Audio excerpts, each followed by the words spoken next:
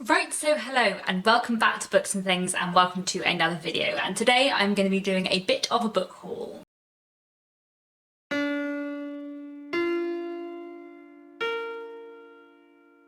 So I think in the last book haul video I did, I said that I didn't think I would acquire that many books in the next few months, what with bookshops being closed, etc.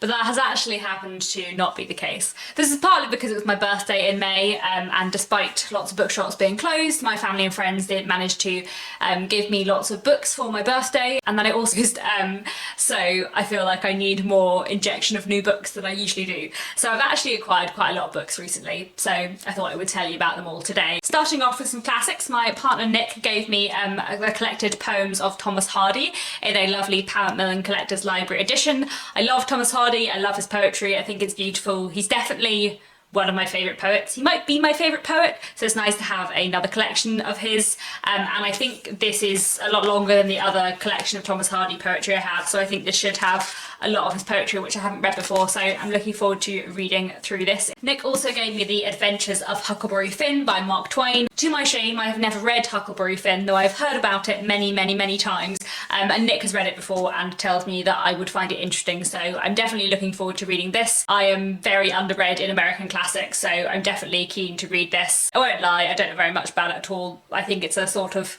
late 19th century adventure novel, but I'm excited. A classic that my parents gave me for my birthday is The Longest Journey by Ian Forster. I'm very excited to read this, as this is my last Ian Forster. Once I've read this, I will have read all of Ian Forster, and then I can do an Ian Forster Author Week on this channel, which would be very exciting. I've loved everything I've read by Ian Forster, and I'm sure this will be no exception. I don't know very much about it, and I am keen to keep it that way. As I've mentioned before, I avoid reading the backs of classics because I often find they can be very spoilery. So I'm not going to read the back of this book, I'm not going to read the blurb. I have heard Claudia from the Spencer's Library review this, and I think she said it was a meandering story following one young man's life, and that's about all I know. So I'm quite excited and curious. I don't think this was Claudia's favourite of the Ian Forster that she's read, but I love Ian Forster a lot, so I'm excited to read it. And then a modern classic that Nick gave me for my birthday is Tinker Tailor Soldier Spy by John le Carré. So I haven't read any John le Carré before, but I absolutely love the film of Tinker Tailor Soldier Spy. It's one of my favourite films, and I have seen a few other adaptations of John le Carré books as well, which I really enjoyed. So I think I would really like his books, and I'm definitely excited to read something by him. So Tinker Tailor Soldier Spy, assuming the film is an accurate adaptation of the book, was written and is set during the Cold War, and what happens when the British intelligence service think there might be a mole within the service, and they're trying to find out who that might be. I really love the film, so I'm very excited to read the book. Then a couple of historical fiction books that I got for my birthday, all of which I'm really excited to read. One is The Doll Factory by Elizabeth Macneil. I've heard a lot about this, and a lot of interesting things about this. This is set in the Victorian period, which always excites me, and I gather is partly connected to the Great Exhibition and dolls that are being made for that. That's about all I know about it, but I've heard great things, so I'm definitely excited to read this, and it sounds like it's going to be very up my street. I also have The Binding by Bridget Collins. I am very excited for this one because I have heard so many amazing things. A lot of the amazing things I have heard are from Tom from Tom's Reads Things, who absolutely loved this, and we have very similar taste in books, and especially we have very similar taste in historical fiction, so I think I'm really going to like this. I gather it is set in an alternate, slightly speculative version of the past where there are these books in which people can sort of trap their past memories, and the main character is a bookbinder, and one day he finds a book with his name on where he's obviously trapped his old memories, and things go on from there. That's all I know, but I've heard some great things. I have a feeling this could be one of my favourite books of the year, so hopefully I'll get to this at some point soon. Another historical fiction book I got for my birthday from my family, which I'm very excited about, is Jonathan Strange and Mr. Norrell by Susanna Clarke. This is a humongous book. I'm probably not going to get to it for ages, I won't lie. This is probably one that will sit on my shelves for 3 years, and then I'll read it and absolutely adore it and wonder why I haven't read it for the last 3 years. That's my prediction. However, I hear such amazing things about Jonathan Strange and Mr. Norrell, and everything I hear about it makes me think that I will absolutely adore it and that it is entirely, completely up my street. I think it's a historical fiction novel with a bit of magic, which I always like, set in the early 19th century. That's about all I know, and the fact that it has footnotes that add to the historical world building, but I've just heard so many brilliant things about it, and I just think it's the kind of book that I'm absolutely going to love one day when I finally get to reading this giant novel. I also really love this edition. It's very beautiful. It's paperback with flaps. I love a paperback with flaps. Then a few contemporary set books I got for my birthday from family and friends. I have Middle England by Jonathan Coe. I'm really excited to read this. I love Jonathan Coe a lot. I read number 11 by him back in April, and that was the first book I'd read by him for years, though I've read a couple of his books before, and it reminded me how much I love his writing, so I'm really excited to read more by him. I think this is a Condition of England social critique novel, which is what Jonathan Coe is amazing at, and I think, like quite a lot of Jonathan Coe's novels, it's going to take a few particular characters, and in looking at their life is going to look at Britain as a whole, so I'm very excited for this. I also have The Trouble with Goats and Sheep by Joanna Cannon.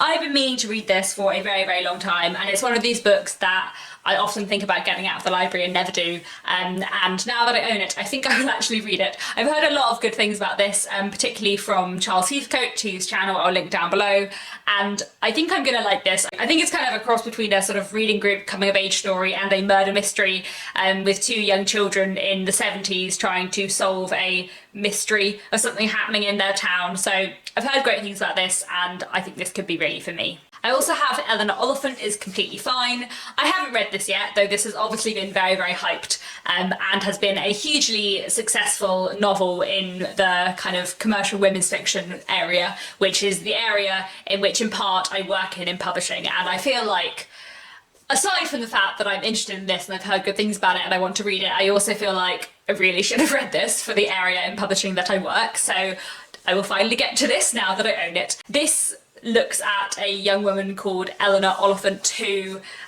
doesn't really fit in with the world around her, lives a quite solitary life where she goes to work and then spends her whole weekends drinking and doesn't really have any friends, and this book looks at her learning to make friends and make connections more, I believe. I've heard amazing things about this from a lot of people, and from a lot of people who like really different books, so I think this could be a really interesting one, and I'm really looking forward to it. And like I said, I really feel like I should have read this, so I will get onto this hopefully soon. Then I also have Reservoir Tape by John McGregor. John McGregor is one of my favourite authors, and I'd say he's probably also one of the very few experimental literary fiction writers who I really like and whose writing I really appreciate. I've read all of his novels previous to this, and this is a sort of collection of short stories, but they're sort of connected to his novel Reservoir 13, which I absolutely loved, so I'm really excited to read this. I think his writing is amazing, and I think the way he creates characters and looks at human emotion is fantastic. So yeah, I'm definitely excited for this, and it's really short, so hopefully I will get to this at some point soon. Then the last of my birthday presents, I have this, which was another present from Nick. This is Life in Victorian Britain by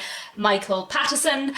Obviously I love the Victorian period, and I'm always meaning to read more history books about the Victorian period than I actually have. A lot of my knowledge of the Victorian period comes either from when I studied it at university or from the novels I've read, and I would like to read more history books that talk about the areas that you don't always see covered in novels, and I think this should be a really interesting one. It is a social history, which I always like. One of Michael Patterson's other books is called Dickens's London, so I feel like he's gonna be the kind of historian that I like. Then I do actually have two other history books that I bought recently. One is this is The Great Exhibition 1851, a source book. So I think this should be really interesting. This is a collection of primary sources about the Great Exhibition, including kind of accounts from the time and records and things like that. So I think this should be really interesting. I love reading history books, you know, secondary source history books, but I also really love reading primary sources, material actually from the time. But I haven't actually read like a source book like this since I was at university, and I think it should be really interesting, so I'm really looking forward to getting to this. And then the other history book I bought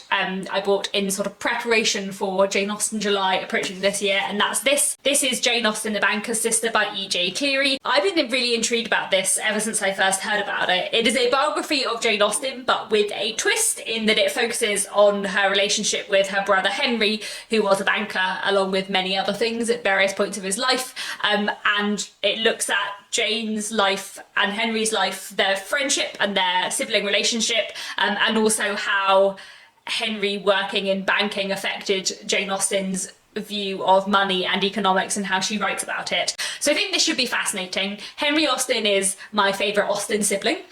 Jane Austen had 7 siblings, and Henry, in my opinion, is the most interesting one after Jane. I find him really interesting, so I think this should be a really fascinating read, and hopefully I'll get to this in July. And then I have 3 ebooks which I bought with a gift voucher that I got for my birthday, one of which is What Kitty Did Next by Carrie Cableen, which is a Jane Austen retelling focusing on the life of Kitty Bennet, which I think should be really interesting. I've been eyeing this up on Amazon for ages, and it was fairly cheap last month, so I thought I would buy it and maybe read it for Jane Austen July. Then I also got a classic on ebook, Belinda by Maria Edgeworth, which is a novel from 1801, which I believe was one of Jane Austen's favourite novels. That's about all I know about it, and I'm fine with that. I'm excited to read it. Then the final thing I bought, which was another ebook, is To Have and to Hoax by Martha Waters. This is a rom-com set in the Regency period that I have heard some great things about, mostly from Olive, from a book Olive, who raved about it, and it sounded great fun and just entirely up my street. So I thought I would get that and have a read. I believe it's about a married couple in the Regency period who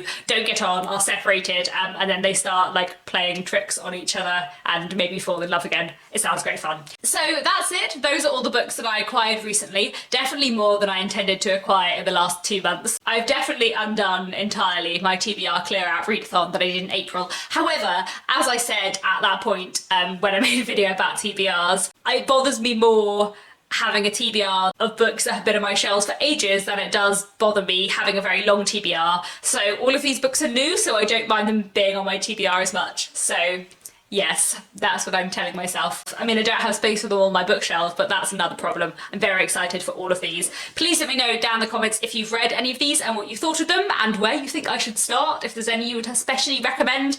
And that's all for today. Thank you so much for watching, and I'll be back very soon with another bookish video.